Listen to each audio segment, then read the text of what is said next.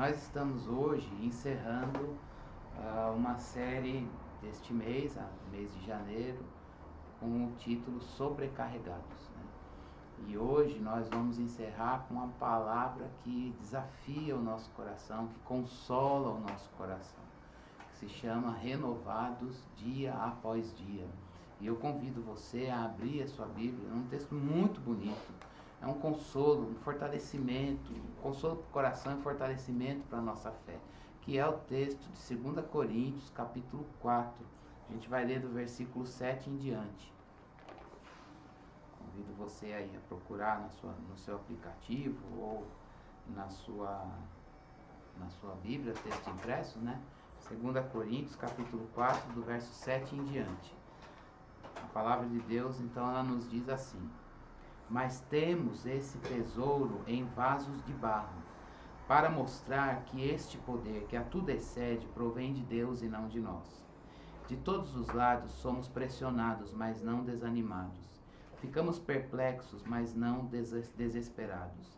Perseguidos, mas não abandonados. Abatidos, mas não destruídos. Trazendo sempre em nosso corpo o morrer de Jesus, para que a vida de Jesus também seja revelada em nosso corpo. Pois nós, que estamos vivos, somos sempre entregues à morte por amor a Jesus, para que a sua vida também se manifeste em nosso corpo mortal, de modo que em nós atua a morte, mas em vocês a vida. Está escrito: cri, por isso falei. Com esse mesmo espírito de fé, nós também cremos e por isso falamos. Porque sabemos que aquele que ressuscitou o Senhor Jesus dentre os mortos, também nos ressuscitará com Jesus e nos apresentará com vocês. Tudo isso é para o bem de vocês, para que a graça, que está alcançando um número cada vez maior de pessoas, faça que transbordem as ações de graças para a glória de Deus. Por isso não desanimamos. Embora exteriormente estejamos a desgastar-nos, interiormente estamos sendo renovados dia após dia. Pois os nossos sofrimentos, leves e momentâneos, estão produzindo para nós uma glória eterna que pesa mais do que todos eles. Assim, fixamos os olhos não naquilo que se vê, mas no que não se vê. Pois o que se vê é transitório, mas o que não se vê é eterno. Vamos refletir nesta manhã sobre os desafios e o consolo que a palavra de Deus traz para você, traz para mim. Nesta manhã, dentro desse tema, o desafio da gente ser renovado dia após dia, renovados no Senhor. Numa fase em que a gente não tem controle, em fase nenhuma, a gente nunca tem controle sobre nada, mas a gente pode refletir sobre o privilégio de termos o nosso coração, o nosso interior, a nossa mente renovada no Senhor. Por isso, esse texto fala de contrastes que diz respeito à vida do crente. Já parou para pensar nisso? Desde que a gente se converte e a gente começa um processo de santificação até a glória final, quando Jesus nos chamar para Ele, a gente está num processo de santificação, num processo em que o Espírito Santo vai moldando a nossa vida conforme a vida de Jesus, conforme o caráter de Jesus. Para isso a gente precisa da palavra de Deus e do poder do Espírito Santo.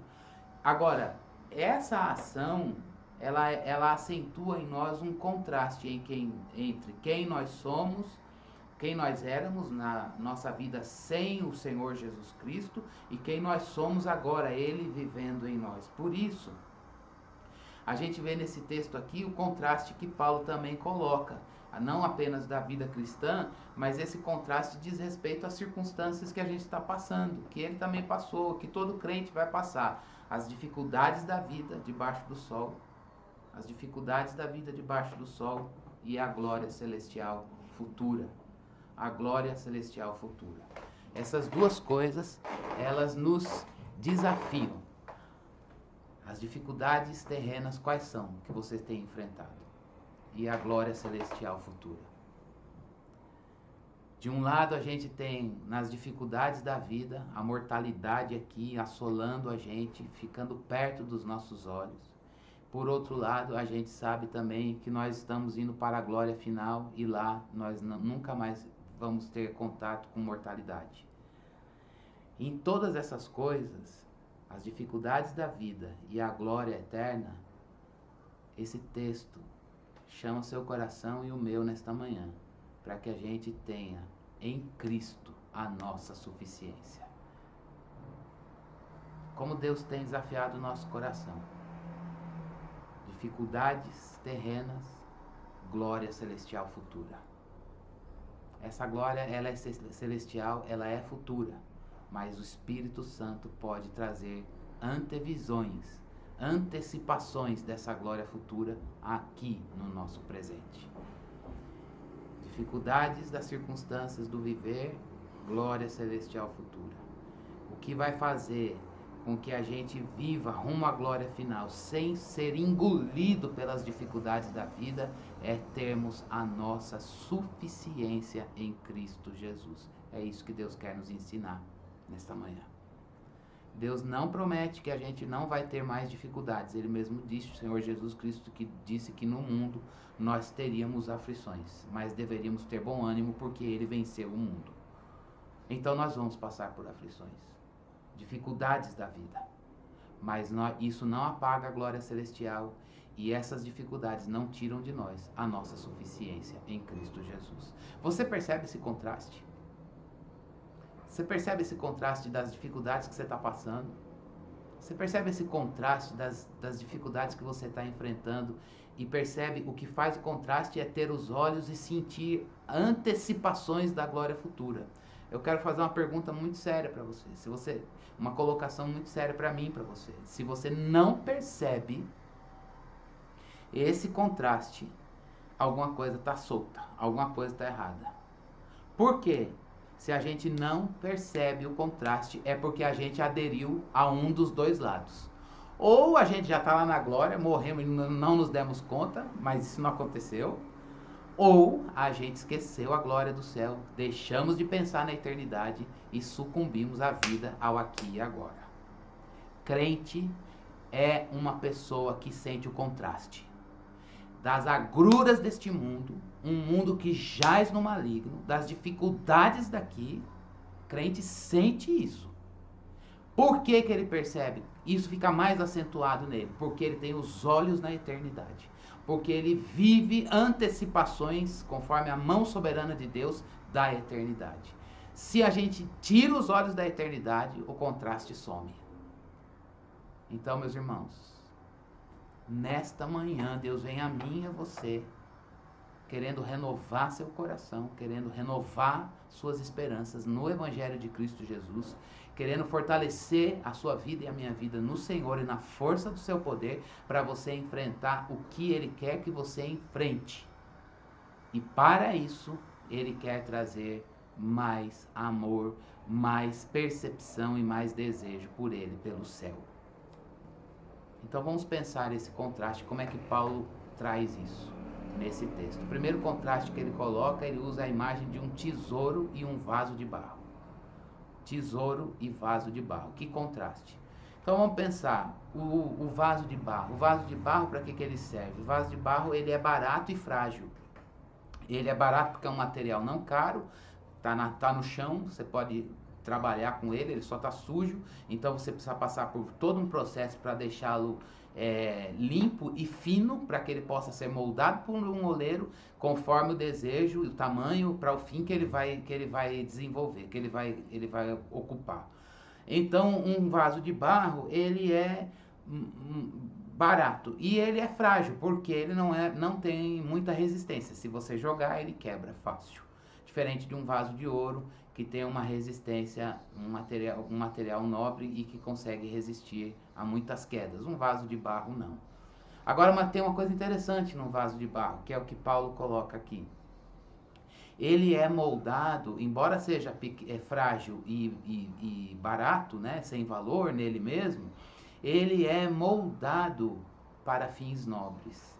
Era comum no mundo deles aqui você colocar tesouro em vaso de barro, porque jamais uma pessoa iria procurar um tesouro no vaso de barro. Então, e na hora que fosse necessário tirar o seu conteúdo, não tem jeito. O desafio é você quebrar para que aquilo que ele tem dentro dele fosse revelado. E a Bíblia diz, não apenas nesse texto, em várias passagens, eu coloquei duas aqui, que Deus molda vasos de barro para cumprir o propósito dele. Então lembra de Jeremias capítulo 18, quando Deus se dirige à nação de Israel, dizendo, olha, essa nação é um vaso de barro nas mãos do... Como o barro está na mão do oleiro e ele faz um vaso, a nação de Israel é um barro na minha mão e eu posso fazer com essa nação conforme eu bem desejar. Quando Deus foi chamar Paulo para conversão, lá em Atos capítulo 9, a gente viu isso ano passado, o Senhor falou, olha, você vai lá porque eu tenho ali um vaso precioso que vai levar salvação aos gentios. Deus disse que Paulo foi um vaso de barro moldado por ele para ser usado por um fim nobre, que é alcançar pessoas para o evangelho de Cristo Jesus. É a mesma coisa com você e comigo. A gente é frágil e barato, sem valor em nós mesmos. Isso é humilhante, mas é uma humilhação que liberta a gente do orgulho. E ao mesmo tempo, a gente percebe uma beleza sem igual, que é Deus nos moldar para um fim nobre. Carregar um tesouro que não é nosso. Olha o contraste. Barato e frágil, mas moldado para um fim nobre. Um vaso de barro e um tesouro. Que tesouro é esse? O tesouro é um poder extraordinário. Não é um poder humano. Não é um poder político. Não é um poder da inteligência humana de produzir conhecimento, de produzir materiais, técnicas, soluções para vários tipos de situações problemáticas que a gente possa se deparar na vida. Isso é bonito, isso é um poder que Deus nos deu, o poder da criação, mas não é o poder de Deus. Não é o poder que Deus tem, inerente a Ele, o poder divino. Reflete o poder divino, reflete o poder criador, mas o poder de Deus está nele e Ele colocou esse poder em nós, vasos de barro. É um poder extraordinário que atua em nós, pequenos, frágeis e baratos. Esse poder é aquilo que a gente vê lá no livro de Gênesis, capítulo 1, versículo 3, quando diz o texto, disse Deus, haja luz e houve luz. Que poder é esse de falar e as coisas virem à existência? Eu não tenho esse poder, você não tem esse poder, mas é o poder extraordinário de Deus. Ele fala e as coisas acontecem. Esse poder de Deus é aquele poder que Paulo fala em Romanos capítulo 1, versículo 4. Eu não tenho vergonha do Evangelho, porque ele tem poder para salvar. O Evangelho tem poder para transformar uma pessoa longe de Deus, uma pessoa em rebeldia com Deus, uma pessoa com um coração resistente a Deus, cego para Deus, surdo para ouvir a voz de Deus. Ele tem poder para transformar um pecador num homem justo, num homem santo. Esse é o poder de Deus. O poder de Deus é esse que atuou na sua vida e na minha vida, nos trazendo salvação e conversão. É o poder de Deus que a gente percebe em cada um de nós. Paulo, quando ele falou dele mesmo, lá no mesmo livro de Coríntios, eu vou ler no capítulo 10, versículo 10, ele quis dizer que esse poder está atuante na vida dele. Olha só, quando ele fala dele mesmo. Pois alguns dizem, as cartas dele, ele está falando que o pessoal fala de receber as cartas dele. As cartas dele são duras e fortes, mas ele pessoalmente não impressiona. E a sua palavra a sua palavra é desprezível. Ele está dizendo, olha, eu aparentemente, pessoalmente, frágil e sem valor. Mas as palavras que ele tem, as cartas que ele escreve, porque elas são inspiradas pelo Espírito Santo e porque são revelação de Cristo Jesus, essa palavra de Deus mostra o poder do Evangelho num vaso de barro. É assim. É assim, irmãos. Como é que pode ser na sua vida? Esse primeiro contraste. É tesouro do Evangelho num vaso barato e frágil. Mas tem um segundo contraste, seguindo no texto. Ele mostra o contraste das adversidades e os efeitos do poder divino nesse vaso de barro. A gente tem as adversidades, mas a gente tem o poder de Deus, a glória celestial habitando na nossa vida. Quais são as adversidades? Ele coloca aí. Em tudo a gente é afligido. Essa aflição que circunda a vida do crente, ela é física, ela é mental, ela é espiritual e ela é até social. A gente está vivendo um mal social aí. Então o que ele está dizendo é, a gente sofre pressão de todos os lados.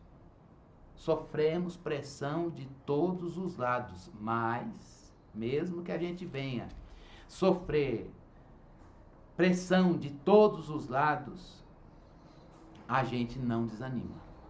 Esse não desanimar aqui não significa que a gente não vai se angustiar, não significa que a gente não vai perceber o calor da situação ardendo à nossa volta. Ele está dizendo que até mesmo o calor dessa situação não consegue destruir no coração do crente a glória da eternidade, a alegria da presença de Deus. Irmãos, eu quero dizer honestamente para nós que nós nesta geração estamos nos esquecendo da alegria celestial. Nós estamos embebecidos do conhecimento de Deus, nós estamos embebecidos da palavra, mas nós não temos provado a alegria verdadeira do Espírito Santo, a alegria do céu. Porque não há uma situação física, não há uma situação social, não há uma situação mental, uma situação até mesmo pressão espiritual que a gente possa perceber nas circunstâncias da nossa vida que tenham o poder de tirar do crente a alegria celestial. Essa alegria, ela pode ser numa experiência emotiva, inclusive, pode envolver as emoções, é aquilo que a gente tem dito semana após semana, que a Bíblia denomina de contentamento. Contentamento é uma experiência dentro de nós, um regozijo no Senhor aqui dentro, com toda a pureza, entende o que eu quero dizer? É festa aqui dentro do nosso coração.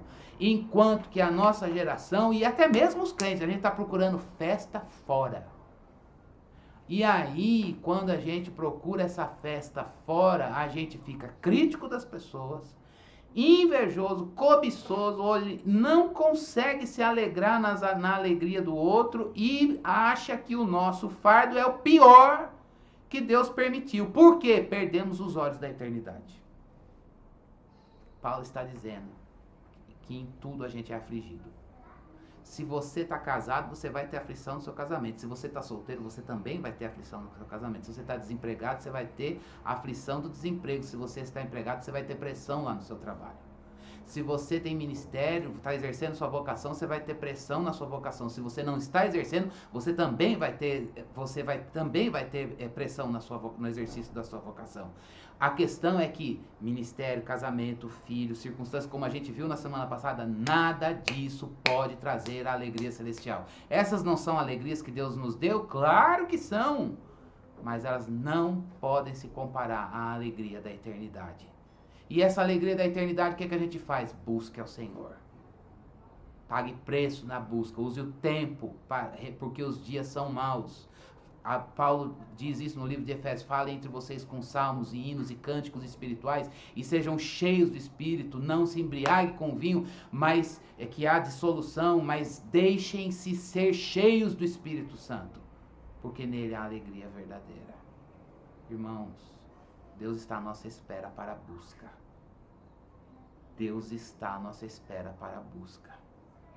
Você é afligido, mas não angustiado, porque a aflição não tem o poder de tirar a alegria da salvação do coração de alguém que está cheio do Espírito Santo. Esse é um primeiro ponto dentro desse segundo contraste. É a aflição, mas o vaso de barro está cheio do poder extraordinário. ele não se angustia, não tira a alegria em Deus dele. O problema é que a gente acha que a alegria em Deus não é mais satisfatória. É triste. Eu sou bombardeado o tempo todo com isso. Troca a alegria em Deus por outra coisa. E aí vem o evangelho dizendo, já sei que tem que me alegrar no Senhor. A gente até zomba, ironicamente, das coisas santas de Deus. Que o Espírito de Deus traga conserto no meu coração nessa manhã e no seu também. Segundo ponto, que ele está dizendo, a gente é perplexo, mas não fica em desespero. O que é perplexidade? Perplexidade não é aquela admiração de adoração. Uau, que Deus poderoso, glória. Não, isso não é perplexidade. Perplexidade ela tem um quê de dizer, Deus não faz isso, né? Perplexidade é aquela ideia de que você olha uma coisa e diz, bom seria se Deus pudesse ter. Bom seria. Então, no fundo, ela tem uma dose de zombaria, ela tem uma dose de ironia, ela tem uma dose de dizer, tá bom, legal, se isso acontecesse, beleza, minha situação seria outra, mas não acontece, né? Então ele está dizendo, olha, a gente é bombardeado por perplexidades a vida inteira. E aí, vocês devem saber que eu, por causa da pandemia, tive que fazer um Instagram ano passado. Você sabe que eu não tinha redes sociais, aí fiz. Que cilada que eu caí. Porque agora, quando às vezes eu me vejo no uso do tempo, às vezes vem uns, eu nem sei o que ele começa, eu nem sei usar aquele negócio, mas vira e mexe, vem um monte de gente assim pra eu seguir, gente que eu não sei e tá, aí de repente só vem foto de coisas que você olha, e aí eu me vi ontem refletindo, reestudando esse texto lembrando o sermão de hoje, eu fiquei pensando, falei, meu Deus, como a gente é levado à perplexidade, a olhar a nossa vida à luz de alguns parâmetros, pode ser de outras pessoas, em termos de posses, padrão estético, de condição de vida, referência de lazer e descanso, a referência de atuação profissional, de patrimônios e tantas outras coisas, e isso indiretamente vai desenvolvendo na gente uma certa perplexidade que gera murmuração e insatisfação constante. Paulo está dizendo, olha, a gente vai ser desafiado na perplexidade. Ele não tinha esse bombardeio de imagens como a gente tem, né? Da vida das pessoas num aplicativo como a gente tem hoje. E às vezes, quando a gente se entrega à perplexidade, bate o desespero. Deus, eu ainda não tenho. O tempo passou e nada aconteceu na minha vida. Deus, eu estou perdendo tempo, eu preciso reagir, eu preciso agir e reagir a essa situação. Eu não vou esperar o Senhor fazer, eu não vou ficar aqui só orando. Eu não vou ficar aqui esperando alguma coisa vir do céu enquanto a vida de todo mundo anda. É esse sentimento, esse tipo de fala do coração que a perplexidade desenvolve na vida da gente. E aí, junto com essa fala, vem o quê? Desespero. Eu estou desesperado? Paulo está dizendo que não. O mundo bombardeia a gente com perplexidade, mas eu não vou cair no desespero. Porque eu sei que nada fugiu ao controle de Deus. A gente tem que aprender a esperar por Deus, irmãos. A gente tem que entender que Deus sabe agir na hora certa, como nós ouvimos no início desta série. Nós temos um tempo cronológico, mas em cada evento do tempo cronológico a gente precisa pensar a eternidade. Quem perde o foco da eternidade vai sucumbir ao desespero da perplexidade.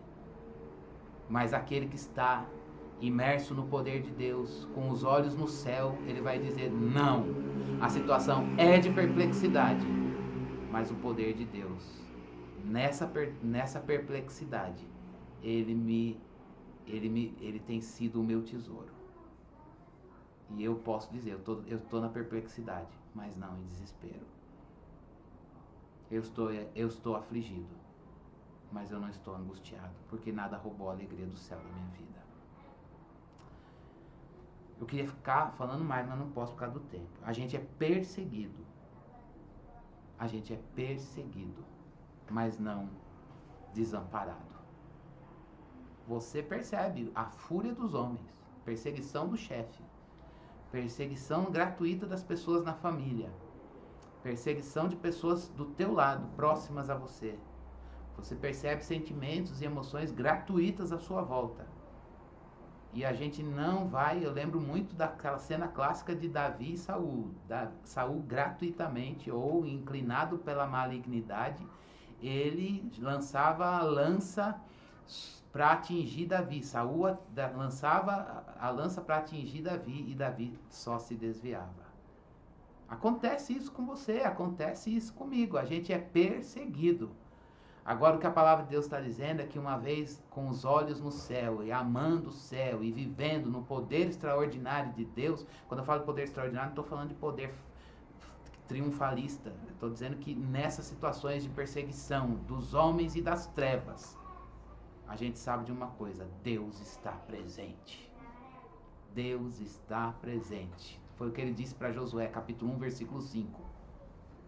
Olha, eu vou ler. Melhor a gente ler o texto do que eu falar de cor.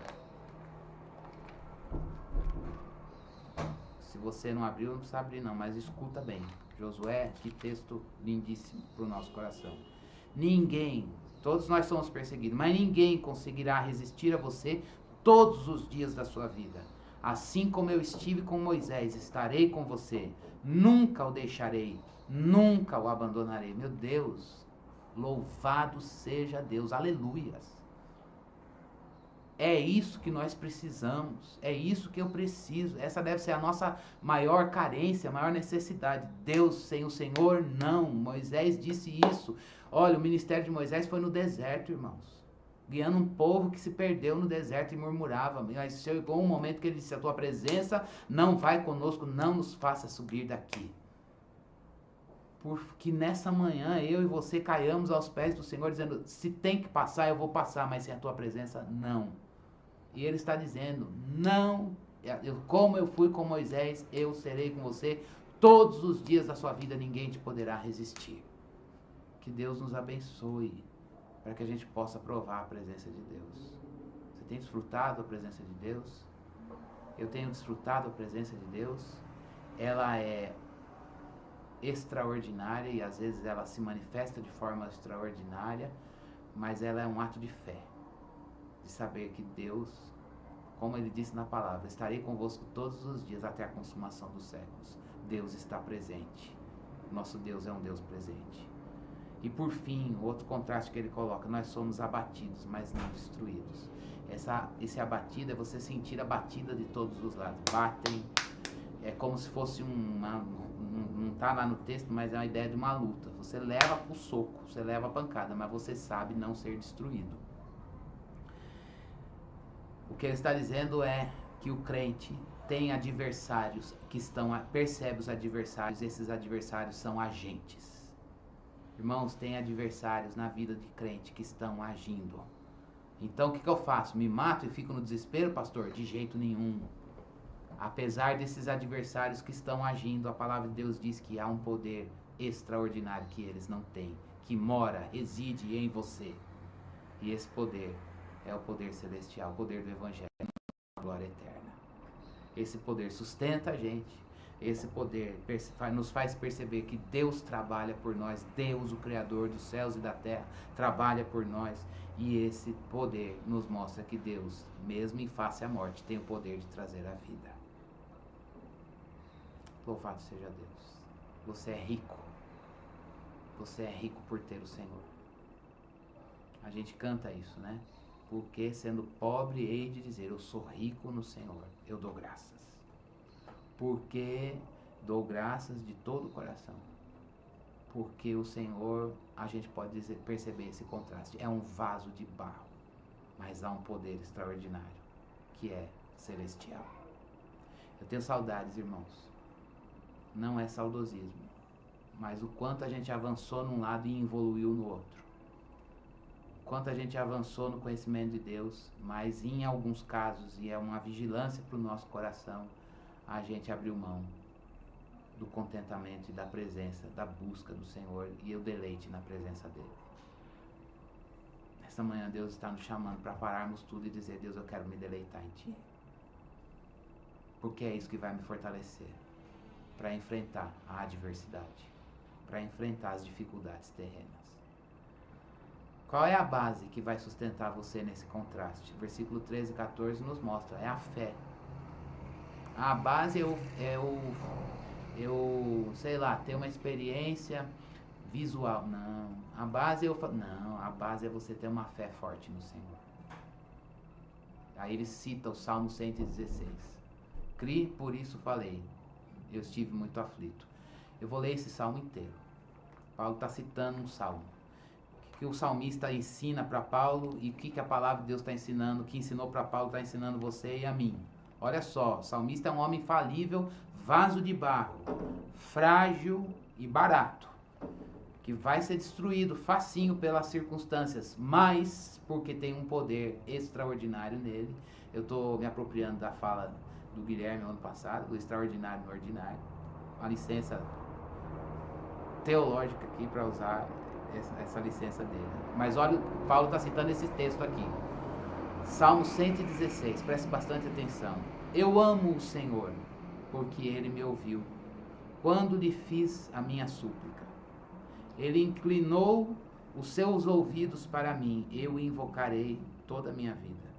Olha só, cordas de morte me envolveram, as angústias do Sheol vieram sobre mim, aflição e tristeza me dominaram. Então eu clamei pelo nome do Senhor, livra-me, Senhor. O Senhor é misericordioso e justo. O nosso Deus é compassivo. O nosso Deus faz o quê? Protege os simples.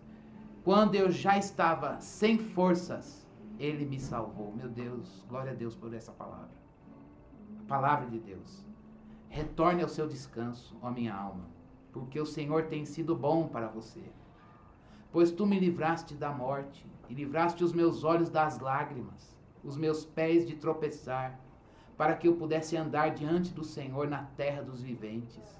Eu criei, ainda que tenha dito, estou muito aflito.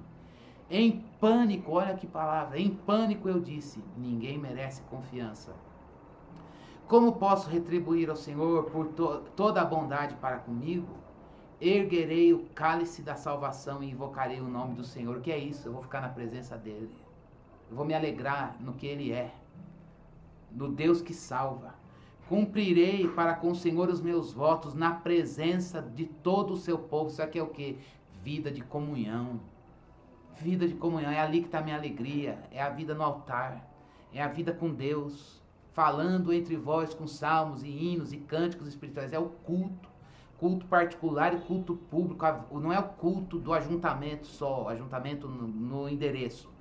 É o ajuntamento para ver Deus revelar na vida do irmão. O Senhor vê com pesar a morte dos seus fiéis. Senhor, sou teu servo. Sim, sou teu servo, filho da tua serva.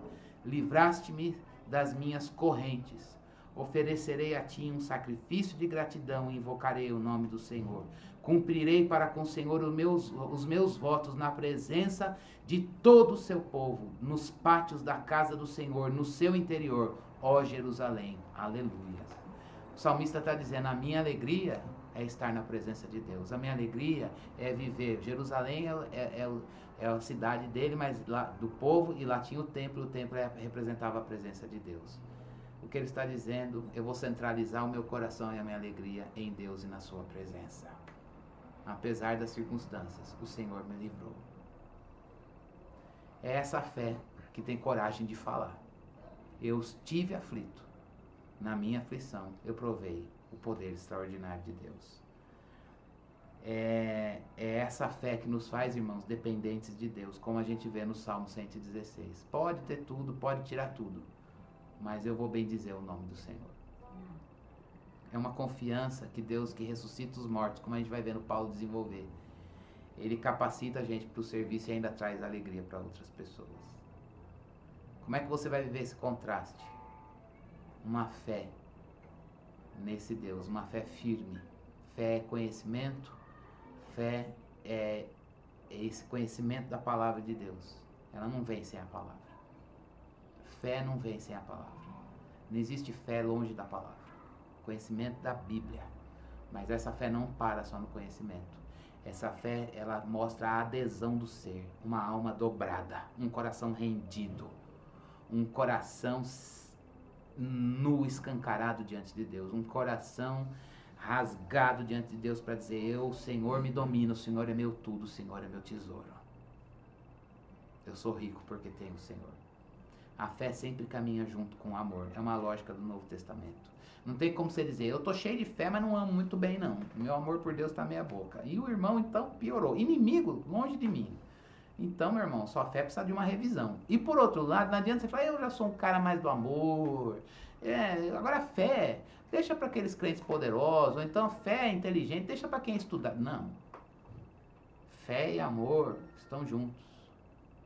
Se você ama a Deus sobre todas as coisas, a sua fé está fortalecida. E uma fé fortalecida, edificada no Evangelho, faz você amar a Deus sobre todas as coisas e o próximo como a ti mesmo. Como é que essa fé opera, irmãos? Ela renova o nosso interior dia após dia. Versículo 16, 17 e 18. Deus não está dizendo que vai renovar as circunstâncias. Deus está dizendo que vai renovar o nosso interior dia após dia. E às vezes a gente quer: não, eu só vou ficar feliz quando Deus renovar a minha vida ali, essa área da minha vida. Deus pode fazer isso, porque é propósito dele. E eu não estou dizendo que ele não vai fazer.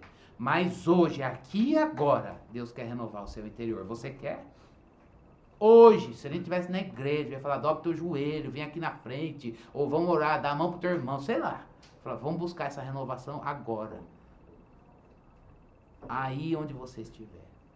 E às vezes o nosso olhar está sempre: não, enquanto Deus não renovar essa circunstância, irmãos, eu não sei quando essa pandemia vai acabar. Mas hoje Deus tem um renovo na presença dele para mim, para você. Essa fé renova o nosso interior dia após dia, apesar da sequidão à nossa volta. O que é esse interior renovado? Esse interior renovado, irmãos, à luz dos versículos 16, 17 e 18, é que o nosso interior é renovado mesmo ainda que o exterior sofra. E esse exterior envolve até o nosso corpo físico. E é isso. Às vezes você se depara com o seu corpo físico, a gente se depara com a nossa circunstância e até o nosso corpo físico em situação de sofrimento, mas a gente percebe Deus renovando o nosso interior. O interior renovado é por quê? Porque a gente olha o peso da glória celestial. A gente olha a alegria do céu. A gente olha a alegria. Mas você fala que já eu nunca estive no céu, como é que eu vou me alegrar lá no céu? O céu para nós hoje é Deus. O céu para nós hoje é o ser dele. E como que eu vou conhecer o ser de Deus? Olha ele na Bíblia. Nosso Deus Criador dos céus e da terra, aquele que diz: haja luz e a luz vem.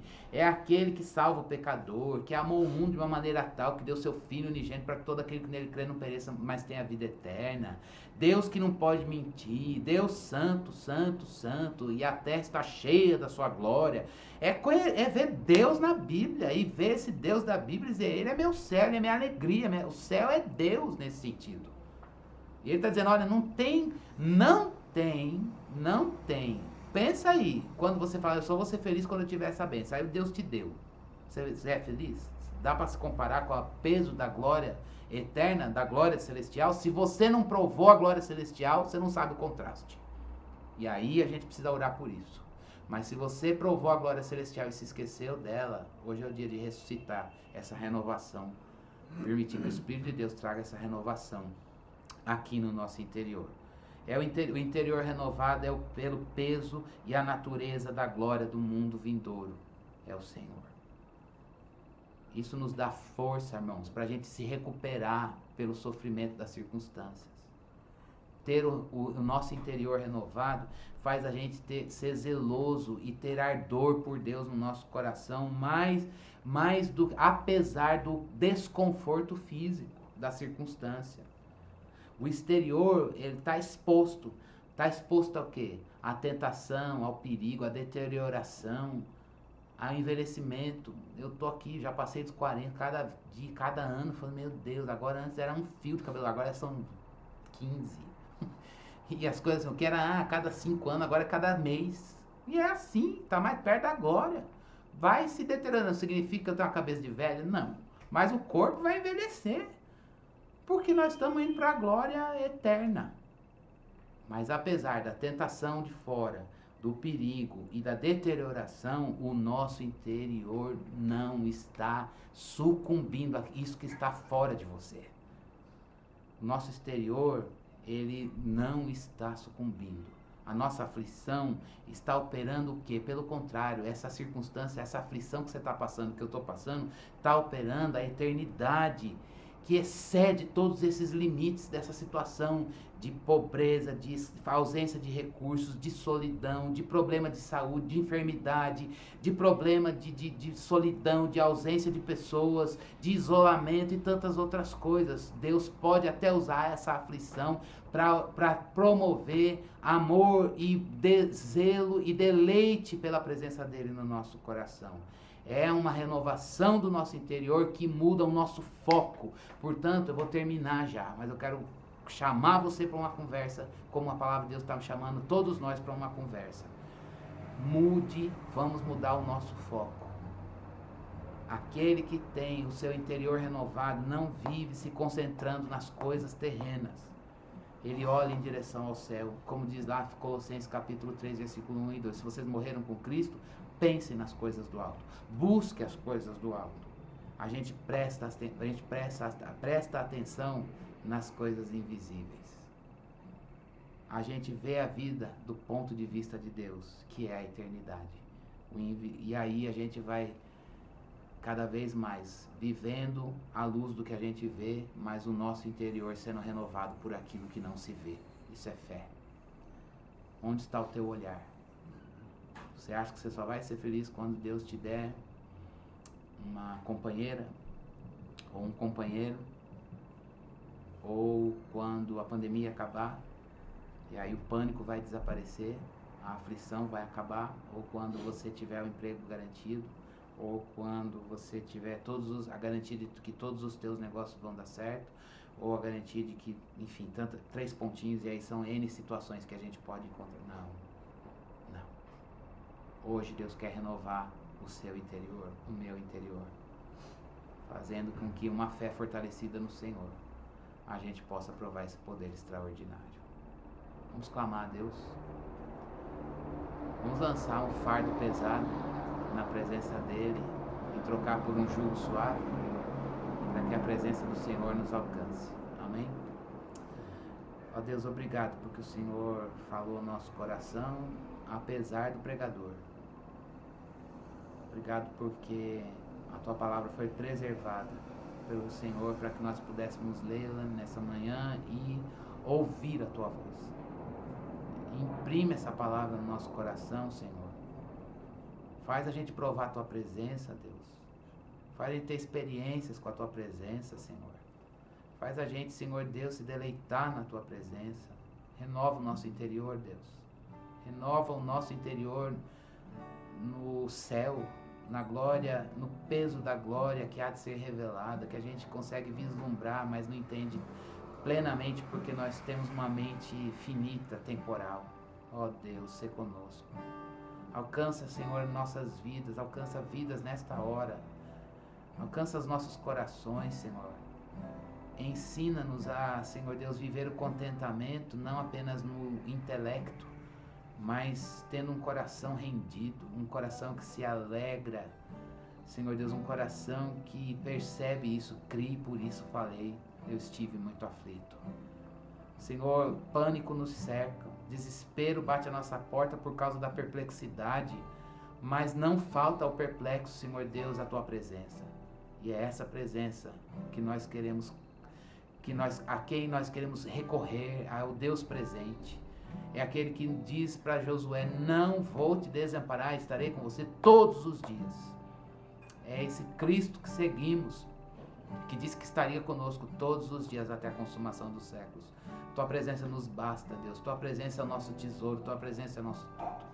Alcança-nos, Senhor Deus, em nome de Jesus. Amém. Amém.